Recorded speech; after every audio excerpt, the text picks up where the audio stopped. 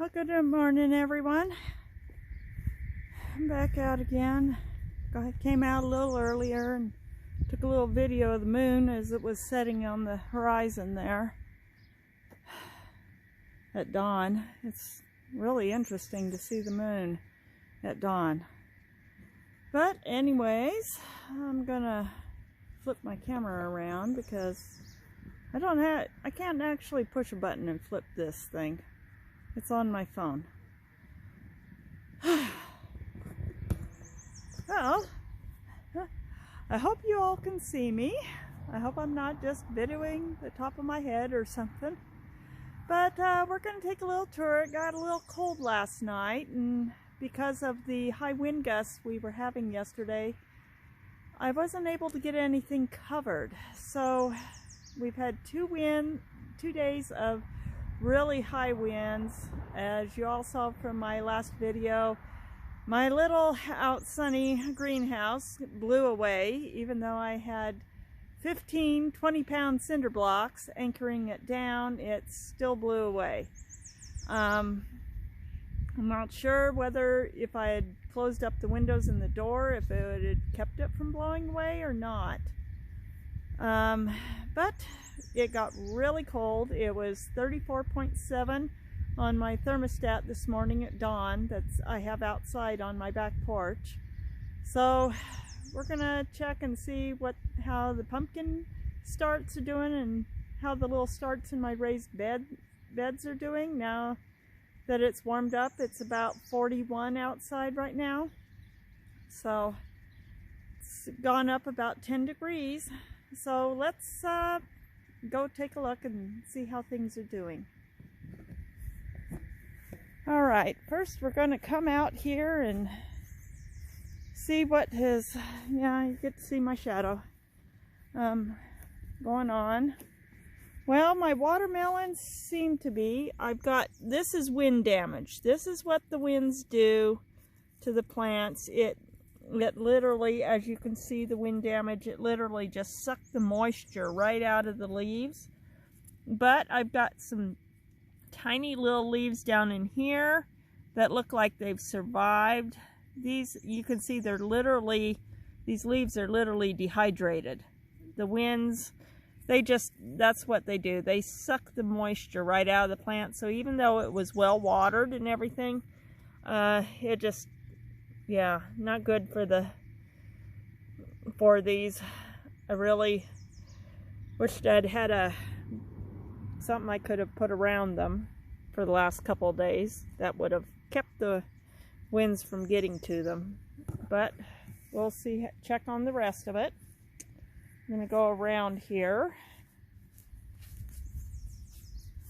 and let's check the peppers. Well, the peppers seem to be doing okay. My little assorted sweet peppers. I've got one broken right here. I got one that's broken here. That's gonna die. But the rest of them seem to have survived. They look happy in the sunshine. My little tomato plant here survived, amazingly enough.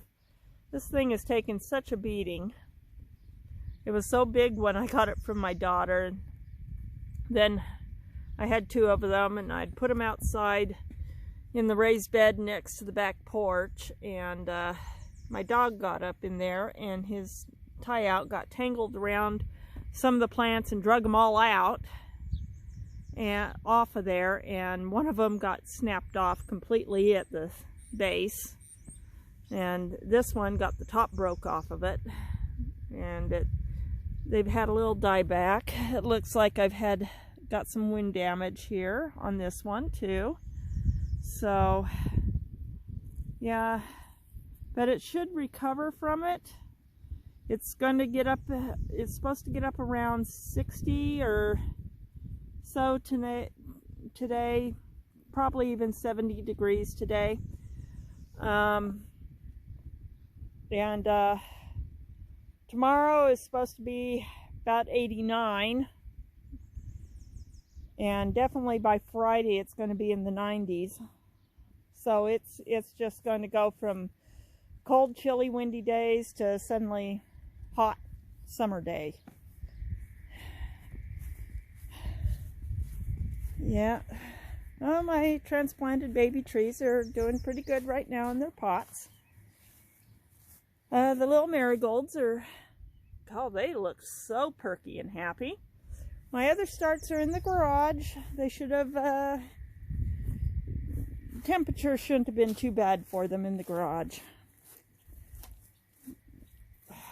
So, let's go in and check on them. Shouldn't have actually gotten too cold in here. They're still nice and moist. Yeah, still nice and moist. Doesn't look like it got too cold for them in here in the garage. So we will get them planted outside. It should get warm enough. I can put them in the ground this evening. I'm going to have to. These pumpkins are already starting to lean and get a little, they're trying to reach the light. So they really need to go outside, go in the ground today. Well, let's go check the baby pumpkins out in the pumpkin patch, and we will see how they did. Really got to get some help cleaning all this up.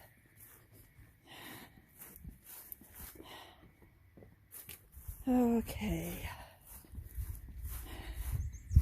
2 days of high winds and not being able to do much out here, and then a cold night. And this pumpkin patch happens to be my cold spot in my yard. It really is the coldest spot in my yard. I don't know why. It always gets colder than the rest of my yard, but it does. Oh wow, I'm amazed. This one little start, none of the seeds came up. None of the seeds in this tire came up. That is a start that I grew in the house, and it is still surviving. I am just amazed here. And let's see. Oh, those ones are doing good. And these ones look like they did pretty good. This one's gotten a little wind damage, or just, yeah, or those might just be those first leaves. They tend to die back and fall off because they're not true leaves. These ones are starting to put out their true leaves. This is one of those where nothing sprouted in here, none of the seeds I put in. So one of those little starts that are in the that I got in the garage will be going into this tire. Okay, so far checking all the tires here, just going back and forth. Yeah, everybody seems to have survived. That's good. Even this start, this is a house start. This one got started in the house. It's trying to put out its first leaves, and it has survived the cold and the wind. Oh, that's very good. I've had years when I've come out here and found all my little starts just whipped to death by the winds, even with the tires. This one might have gotten a little frost on. I hope we didn't get frost out here. Those first leaves there look like they're probably starting to die back. But it's got true leaves, and the true leaves look good. This is a house one I started in the house. See how long and leggy it is? That's because they get that way in the house. I don't have grow lights. Grow lights would prevent that. Oh, I've got another one that's actually sprouted in the last couple of days. Oh, winds and everything, and it's still sprouted. Wow, that's amazing. Another reason why I like having tires is the tires get warm in the sun. They really do. They get warm, and they retain that heat through the night. So it keeps my starts warmer inside the tires. They actually stay warmer in the tires. It can be several degrees warmer inside these tires than outside of them. Yes, I know, I got to come out here and weed everything, and I will be weeding. Just checking and making sure everything. Look, there's an elm leaf off of one of my elms. But yeah, so far, every tire that has starts in it, they're all doing well. That's one that, yeah, they seem to have, just this one that never had any starts to begin with, and one of those starts inside will go into there. I just thought I would come and check. I liked seeing that looks like everybody has survived the cold night. I will check again at noon when I come home on my lunch break. And hopefully they still look just as perky and just as good as they warm up. It's really hard to tell because sometimes they can look good, but they still got a little frosted. But you really can't tell that. Yeah, these look good. Yeah, I really wish I had a thermostat inside of here during the night just to see what the temperature inside the tire was at dawn. I'm hoping, since it was 34.7 on my back porch, that it was at least 35 or 36 inside the tires, which would keep it above freezing, so nothing would freeze. Next video up is whacking down the bush and tying one of those starts up and making it into a tree. I'm going to get to that one real soon here. I should have done that a month ago,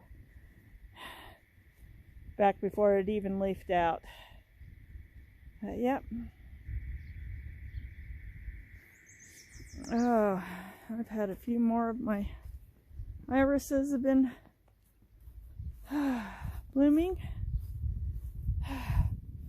Oh, I kind of missed my super dark purple here, except for, oh, I got one more bud. So I'm going to come out here, and when that one is in full bloom, I'm going to have to keep checking, keep an eye on it, so you can at least see that really dark. It's such a dark purple. And yeah, I kind of missed getting these on a video. Oh well, and the winds have kind of knocked down some of my irises here.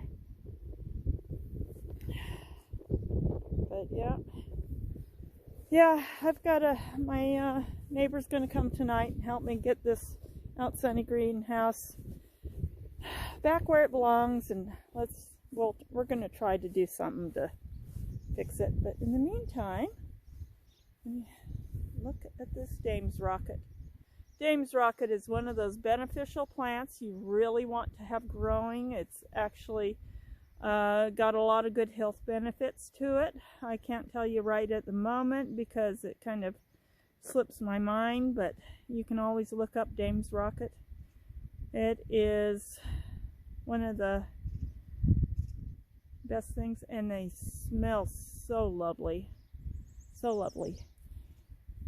And one of my summer projects I want to get to is revitalizing this old flower bed. My dad built framework in here for me over 20 years ago using 2x4s.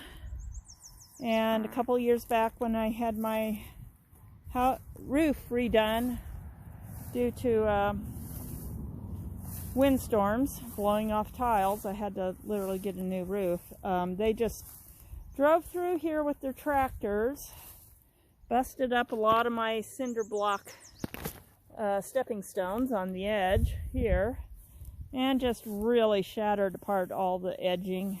You can see where it's just busted and broken. So I need to pull it all out. Need to have somebody help me just till it all up. And there's actually weed block fabric. See, I got to get all these old framework out, till it all up, and then start over again. I can't even tell where my original pathways were because how busted up. You see the frames here. The garden edging just got busted up. I've had so many health problems the last few years, I haven't been able to take care of it, so it's just kind of gone to grass. But get all the 2x4s out, mow it really, really short, and then see if I can get somebody to come and till it for me. And see what we can do about turning it back into a nice little garden bed. I really would like to do something with herbs and stuff in here. I think it would be good. Well, anyways, I gotta go finish getting ready for work and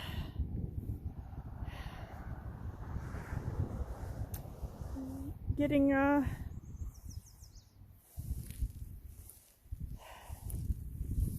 my day going. Yeah, I gotta go to work today. Have to work every day, but I really wish I could work in my yard. It looks like it's going to be a nice sunny day today. Be a beautiful day for working in my yard. Well, we'll see what can do. I'll talk to y'all later, folks. I'll be back this evening. Put a little end on this, let you know just how things are looking this evening. And then we'll sign off.